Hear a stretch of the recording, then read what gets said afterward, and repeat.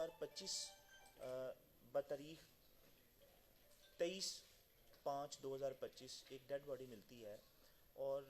उस dead body की शनाख्त नहीं होती। पता नहीं चलता कि किस खातून की डेड बॉडी है,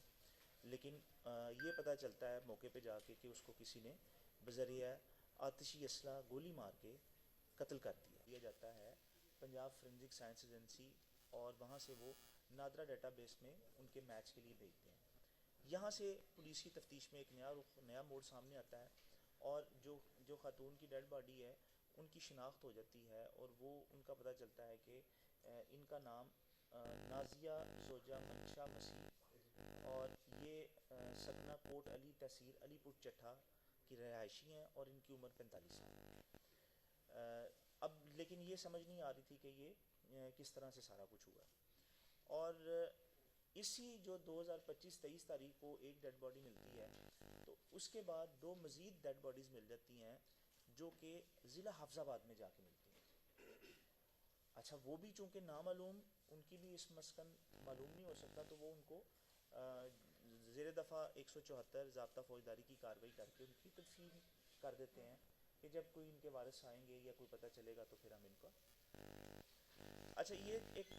गुजरांवाला पुलिस के लिए इसकी तफ्तीश एक चैलेंज बन चुकी हुई थी। अभी तक गुजरांवाला पुलिस को यही पता था कि सिर्फ ये एक डेड बॉडी है, क्योंकि हमारे पास एक ही डेड बॉडी मिली और उसी का मुकदमा दर्ज है। बाकी दो डेड बॉडीज़ दूसरे ज़िले में थी और उस बारे में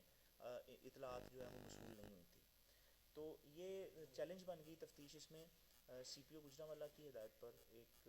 स्पेशल इन्वेस्टिगेशन टीम बनाई गई जिसकी सरबराही SP सदर जो कि वज़ीराबाद को भी लुक आफ्टर करते हैं,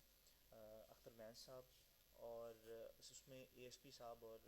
SHO औरंगज़ेब साहब सब इंस्पेक्टर ये शामिल हुए और इन्होंने इस पर मज़ीद काम करना शुरू कर दिया। जब टेक्निकली मैं उन तफसीलात में नहीं जाऊँगा,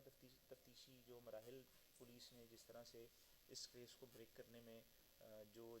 तफ्तीशी और तकनीकी वसाइल बरूए कार लाए, तो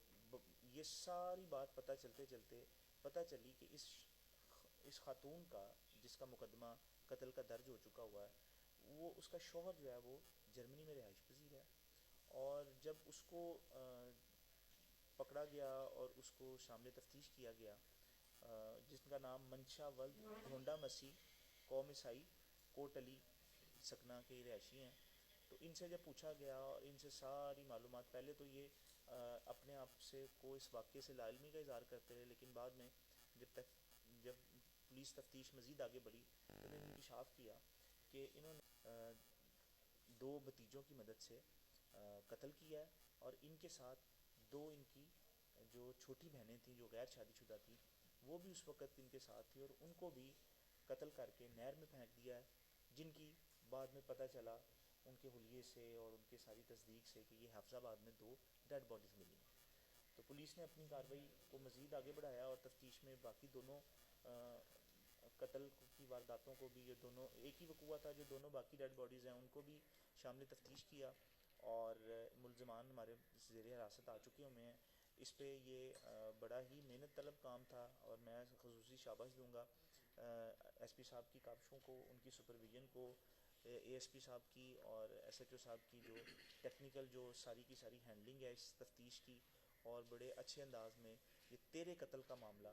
जो कि बज़ाहिर एक कत्ल था लेकिन ये था 13 कत्ल, और तीनों कत्ल में और इसमें 3 सगी बहनों को मर्डर कर दिया गया बड़े बेईमाना तरीके से, और ये मामला सॉल्व हो चुका है और अब इंशाल्लाह हम इनको कानून के मुताबिक कैफरे के बाद तक पहुँचाएंगे। वजह बता दीजिएगा सर। जी, जो अभी तक इब्तदाई तहकीकात हैं उसके मुताबिक कोई इनका चाल चलन, इनकी जो खातून था बकौल इनके हस्बैंड के वो मशकूक था, लेकिन अभी इस बात की तस्दीक नहीं हुई। वो जैसे मज़ीद तहकीकात आगे चलेंगी तो ये सारी सामने बातें आ जाएंगी।